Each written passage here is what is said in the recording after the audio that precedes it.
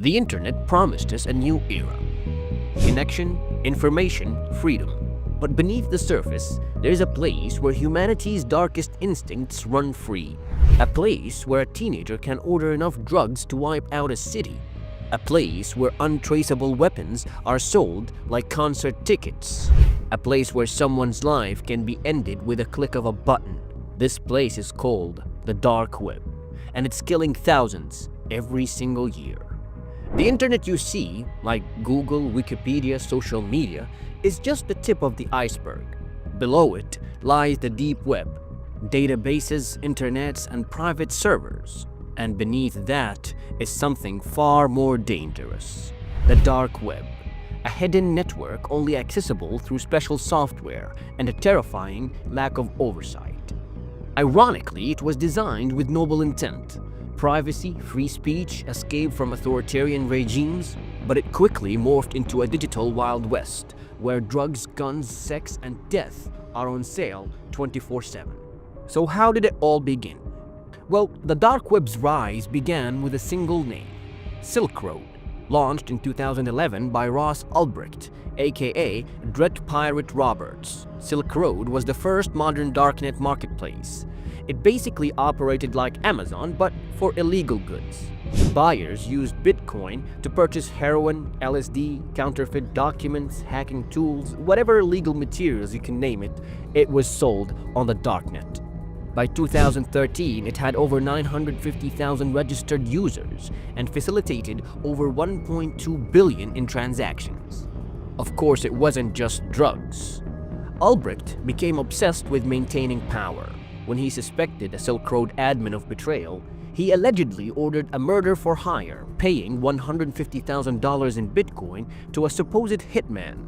While no evidence surfaced that a killing occurred, FBI chat logs confirmed the intent.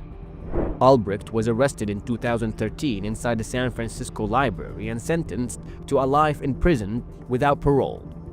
But Silk Road was only the beginning. Silk Road's takedown was meant to send a message. Instead, it sent a blueprint. Within weeks, dozens of copycat marketplaces sprang up like digital hydras. Alphabay, Hansa, Dream Market, Empire, Wall Street Market, and many others, each more encrypted, decentralized, and elusive than the last. Keep in mind, these weren't just hobbyist forums. These were sophisticated operations backed by cartels, criminal syndicates, and rogue chemists. What once was dominated by small-time weed dealers now evolved into a global trade in synthetic death. And the new kingpin of darknet drugs wasn't heroin. It was fentanyl. Fentanyl is 50 times stronger than heroin, and carfentanil, which is an elephant tranquilizer, can be 10,000 times more potent than morphine. Just 2 milligrams of fentanyl is enough to kill. These drugs were cooked in clandestine labs, packaged in ordinary envelopes, and delivered via postal services, direct to a user's mailbox. No street corners, no middleman. By 2017, Alphabay had become the world's largest darknet market, bigger than Silk Road ever was. At its peak, it had over 400,000 users and 240,000 listings, most of which were narcotics. But what truly made Alphabay uniquely dangerous was its domination of fentanyl sales. The site's top vendors were moving industrial quantities of synthetic opioids, selling to users in the US, Canada, and Europe. In July 2017, the FBI coordinated with international agencies to seize Alphabay. Its founder, Alexander Kazis, was arrested in Thailand. Days later, he was found dead in his cell under suspicious circumstances, allegedly a suicide, though many believe he was silenced before he could talk. According to a 2022 study by Rand Corporation, over 25% of illicit fentanyl distribution in the United States can be traced back to online darknet vendors. The CDC reported over 100,000 overdose deaths in the United States in 2021, with synthetic opioids accounting for more than 75% of them. Many of those drugs did not come from back alleys. They came from encrypted markets, paid for in Bitcoin, and shipped in bubble wrap. And the real terror? Anyone with a smartphone, a VPN, and $50 in cryptocurrency can join this pipeline. From Shanghai to Toronto, From Calcutta to Kansas City, the dark web has created a frictionless drug economy. Postal workers unknowingly deliver thousands of deadly packages daily. Customs agents catch only a fraction, and because the contents are so potent, a single missed parcel can kill hundreds. But the dark web didn't just change how drugs are sold. It also changed how people die. It sounds like a movie plot. Hire a hitman on the dark web, pay in Bitcoin, and your problem disappears. For years, law enforcement dismissed this as pure fiction. But the truth is murkier. While most so-called dark web hitmen are scams, there have been real attempts, and in some cases, they nearly succeeded. In 2016, a woman in the United Kingdom was arrested after trying to hire a hitman on a site called Besa Mafia. She paid in Bitcoin to have her abusive ex-husband murdered. What she did not know, Besa Mafia was a scam operation. And worse, it had already been compromised by law enforcement.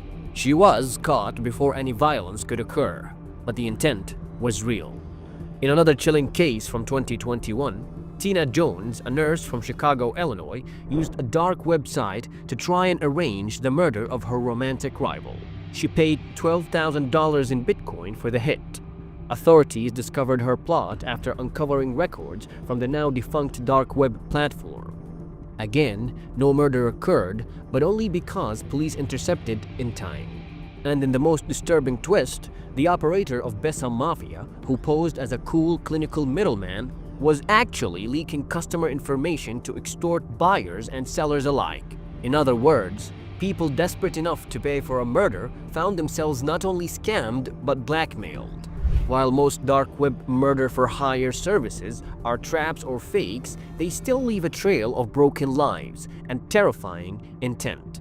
These cases prove that even if the services do not deliver, the people behind the keyboard are serious. The myth is real, not in execution, but in motive, and that makes it all the more dangerous. The darknet is also home to thriving arms markets. In 2016, an 18-year-old German-Iranian Ali David Sonboli ordered a Glock 17 pistol and 350 rounds of ammunition from the dark web. He used it in the Munich shopping mall shooting, killing 9 people and injuring 36 others before turning the gun on himself. The weapon was purchased from a darknet vendor using Bitcoin and delivered by a real-world middleman operating in Eastern Europe. The sale was completely off the grid. No checks, no records, no chance of stopping it until it was way too late.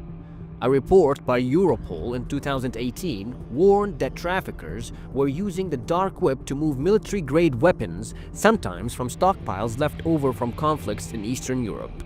These arms often end up in the hands of organized crime groups and extremist actors. One notorious forum even offered to broker fully automatic weapons to buyers in the UK, France, and Sweden, exploiting postal loopholes and corrupt couriers. The demand is simple: anonymity, no background checks, no questions asked. A digital arms bazaar for anyone with enough Bitcoin and bad enough intentions. Authorities, of course, have tried to fight back. The takedown of Alphabay revealed detailed vendor profiles, complete with customer reviews for illegal gun sales. Investigators recovered dozens of successful transactions, some involving military hardware shipped internationally. And still, even after Alphabay fell, others rose to take its place. Gun control in the real world means little when the darknet is a backdoor to violence. The marketplace is invisible, but the bloodshed is not. As shocking as it may sound, but the darkest part of the dark web isn't drugs or guns. In fact, it's people themselves. Encrypted forums and hidden sites have hosted rings involving child abuse, human trafficking, and live-streamed violence. In 2019, international agencies took down Welcome to Video, a Korean-based child exploitation site operating on the dark web. It had more than 250,000 users across 38 countries. Authorities seized over 8 terabytes of illegal content and rescued dozens of children. But this was not just a bust. It was a mirror, a reflection of what this space truly enables when left unchecked. Now, it goes without saying that the dark web users rely entirely on anonymity. But the safety net isn't bulletproof. In 2021, Dark Market, one of the largest darknet marketplaces, was taken down in an international sting involving Europol, the FBI, and German authorities. They used blockchain analysis, infiltrated forums, and followed IP breadcrumbs to arrest the site's administrator and seize over 20 servers in Moldova and Ukraine. Authorities are adapting, and the myth of invisibility is slowly unraveling.